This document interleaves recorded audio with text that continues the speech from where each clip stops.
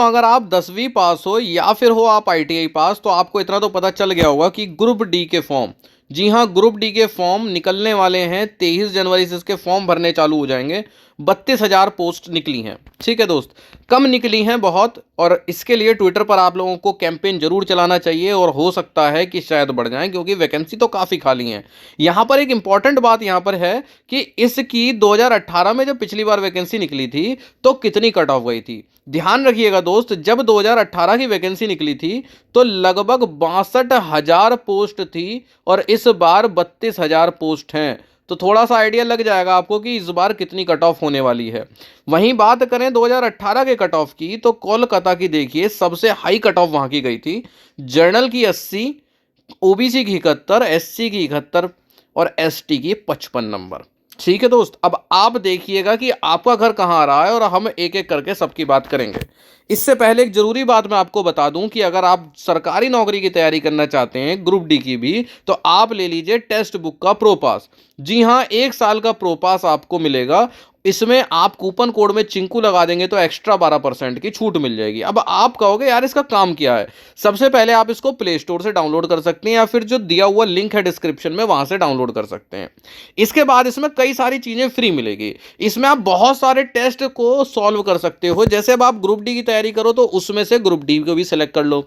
यहां पर आपको दिखा रखा है 9 फ्री टेस्ट। सबसे पहले फ्री वाली चीजों को यूज करो, फ्री टेस्ट को अटेम्प्ट करो। बहुत सारी आपको क्विज मिलेंगी जो कि फ्री ऑफ कॉस्ट होंगी। ठीक है, फुल टेस्ट मिलेंगे, चैप्टर वाइज टेस्ट मिलेंगे, इतना सारा पढ़ाई का मिलेगा ना, तो आपको लगेगा कि यार ये तो बहुत काम की चीज है। ऊपर से ये हिंदी, इंग्लिश, बंगाली, मराठी, तमिल, तेलुगु, गुजराती, कन्नड़, उड़िया भाषा में भी है।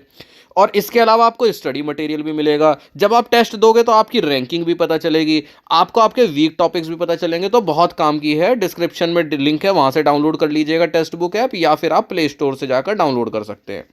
वापिस आते हैं अब अपने मुद्दे पर। कोलकाता के बाद दूसरे नंबर पर यहां पर है गुवाहाटी।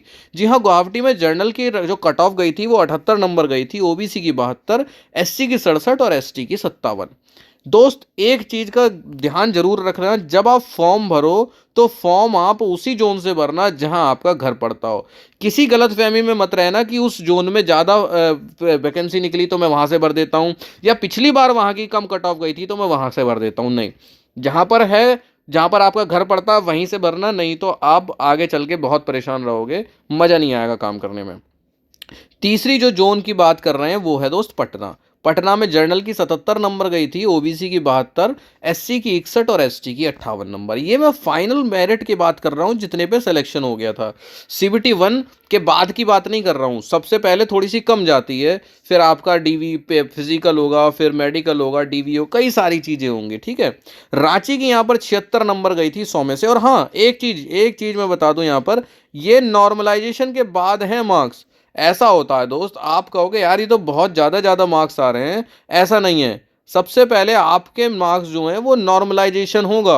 नॉर्मलाइजेशन में क्या होगा, सपोज आपके 100 में से 70 नंबर आ रहे हैं और आपकी शिफ्ट कठिन थी, तो जिस हिसाब की वो कठिन थी उतने नंबर बढ़ा दिए जाएंगे। तो पहले नॉर्मलाइजेशन में 10-10, 12-12, 15-15 नंबर भी बढ़ जाते थे। इस चक्कर में काफ़ी हाई मार्क्स हो जाते थे। ठीक है, तो घबराने वाली जरूरत नहीं है कि भाई इतनी ऊंची जाती है, नहीं इतनी ऊंची नहीं जाती है।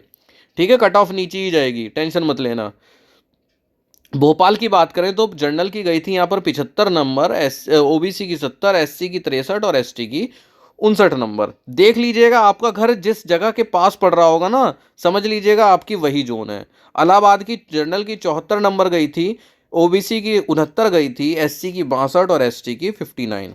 वहीं भुवनेश्वर की भी आप देख सकते हैं 73 जर्नल की, और ओबीसी की 69, एससी की 60 और एसटी की 55 नंबर। अजमेर की जर्नल की 73 गई थी, वहीं अहमदाबाद 71। थोड़ा सा नीचे आ जाते हैं और लो कट ऑफ वालों पर आ जाते हैं। यहाँ पर बेंगलोर की देखिए काफ़ी कम गई थी, 62 नंबर, ओबीसी की 56 नंबर, एससी की 49 और एसटी की 48। अब मैं आपको एक बात समझा देता हूँ, ये गलती मैंने करी थी। मैंने क्या कर दिया था, मैंने एएलपी के फॉर्म के बाद एनटीपीसी का फॉर्म भरा था। एनटीपीसी में जो मैंने जोन सेलेक्ट कर ली थी वो बेंगलोर कर ली थी। मैंने सोचा यार पिछली बार इसकी कट ऑफ बड़ी कम थी और मैं ये भर देता हूँ। फिर उस समय मेरी एएलपी की ट्रेनिंग चल रही थी। मैं उस समय कहाँ था? एएलपी की ट्रेनिंग में। बैंगलोर कई बच्चों का एनटीपीसी का सेंटर पड़ा है, उन्होंने आसपास से भरा था, उनका आसपास एग्ज़ाम देने चले गए। मैंने बैंगलोर से भरा था। अब उस समय मेरे दिमाग में क्या था, और सही भी था, कि यार मेरा घर यहाँ पर है, ठीक है? और मैं अब यहाँ पर एएलपी की नौकरी कर रहा हूँ। तो मैं अपने घर से हज़ारों किलोमीटर दूर बैंगलोर में जाकर क्या करूँगा उस एनटीपीसी की नौकरी का? भाई जहाँ पर भाई मान लो सपोज़ घर पे मुझे 50,000 मिल रहे हैं, वहाँ मुझे 60 मिलेंगे, तो कद्दू के ले जाऊँगा भाई मैं? बिल्कुल नहीं जाऊँगा। अगर मुझे 60 की जगह घर पे 40 भी मिलेंगे तो मैं घर की नौकरी करूँगा, ठीक है? और घर से बहुत आराम हो जाता है जब आप नौकरी में आएँगे, और दूर अगर आपकी पोस्टिंग हो जाएगी तब आपको ये बात समझ में आएगी, ठीक है? तो इसलिए मैं कह रहा हूँ कि मैंने क्योंकि दूर से भर दिया था, वो बैंगलोर ज़ोन दूर थी बहुत, इस चक्कर में मैं पेपर भी देने नहीं गया। मैंने सोचा छोड़ो यार, जब वहाँ पे सेलेक्ट होने के बाद भी नहीं जाना तो मैं पेपर देने क्यों जाऊँ? इस वजह से मैं कह रहा हूँ कि आप जो भी फॉर्म भरें, उस ज़ोन को चूज़ करें जहाँ पर आपका घर पड़ता है। अब आप कहेंगे कि यार ये कैसे पता चलेगा कि हमारा घर कहाँ पड़ रहा है? तो दोस्त आप क्या करिए, गूगल पर जाइए और वहाँ पर लिखिए, ऐसे लिख लीजिए रेलवे, सॉरी इंडियन मैप, लिखना इंडियन मैप या इंडिया का मैप, आरआरबी जोन वाइज, ठीक है? आरआरबी जोन वाइज रेलवे का मैप आप सेलेक्ट करेंगे। अभी सर्च करते हैं, चलो। तो यहाँ पर मैंने देखो सर्च किया था, है ना, India map RRB zone wise, और यहाँ पर क्या कहते हैं, कई सारे मैप आए। अब आप इनमें से कोई सा भी खोल लो, ठीक है? कोई सा भी खोल लो, थोड़ा बहुत आपको आइडिया लगने ही लगेगा। आप ये वाला खोलोगे जैसे, तो इसमें अलग अलग कलर के दे रखे हैं, और फिर उन कलर का नंबर दे रखे हैं, जैसे अरे जैसे सपोज ये नंबर दे रखा है, ये कितना नंबर है? 5 नंबर दे रखा है। तो यहाँ पर आप 5 नंबर में देखो क्या लिखा हुआ है। अरे नहीं यार, 5 कहाँ गया? 1 2 3 4 5 और 5 पे क्या लिखा हुआ है? Northern railway. गलत है ये तो। ये देखिए, ये एक मैप खुला है जिसमें साफ साफ दे रखा है कि ये ऊपर का हिस्सा जो है वो नॉर्दर्न रेलवे है, ये वेस्टर्न रेलवे में आता है, ये सेंट्रल रेलवे में आता है, ये ईस्टर्न रेलवे में आता है, ये फ्रंटियर रेलवे में आता है, ये साउथ सेंट्रल रेलवे, और नीचे वाला साउदर्न रेलवे में आता है। इस तरह से आपको यहाँ पर कई सारे मैप मिलेंगे, जिससे कि आपको थोड़ा सा आइडिया हो जाएगा कि आपका जो घर है वो कहाँ पड़ता है। ठीक है दोस्त, यहाँ पर देखिए अलग अलग कलर कोडिंग करी हुई है। मेरे में ना साफ क्वालिटी पता नहीं क्यों नहीं खुल रही है, पर आपको जरूर आइडिया लग जाएगा।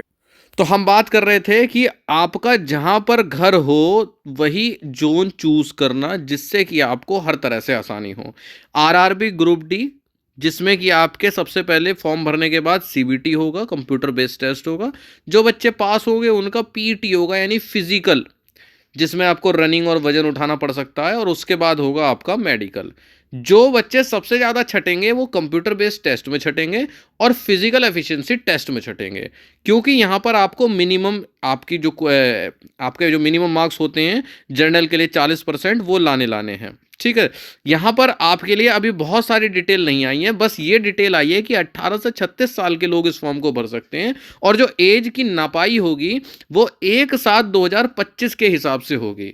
1/7/2025 के हिसाब से आप 18 से 36 वर्ष के बीच में आने चाहिए। बाकी आपको SC ST OBC ex serviceman के बेसिस पर अगर कोई लाभ मिल रहा है तो वो मिलेगा, और साथ ही साथ 3 साल का लाभ सभी को मिलेगा, जो कि कोविड पीरियड का था। तो अभी से पढ़ाई में लग जाइए, जिससे कि फॉर्म भरने के बाद अगर आपकी मतलब अभी से क्या हो सकता है, अभी आपके पास समय है, क्योंकि अभी बहुत सारे एग्जाम नहीं है। उस समय क्या हो सकता है, आपके दूसरे एग्जाम भी हो सकते हैं। इसलिए अभी से अपनी मैथ, रीजनिंग और साइंस को अच्छा कर लीजिए, जीके को अच्छा कर लीजिए, और देखिए आपके कितने मार्क्स आ रहे हैं, जिससे कि बाद में बहुत ज़्यादा मेहनत आपको ना करनी पड़े।